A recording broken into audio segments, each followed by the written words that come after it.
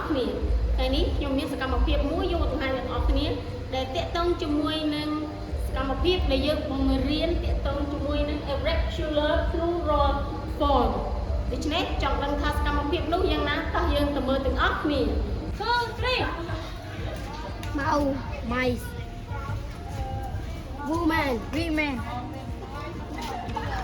Food, feet. Man, win. Goose, geese. Person, people. Child, children. Tooth, teeth.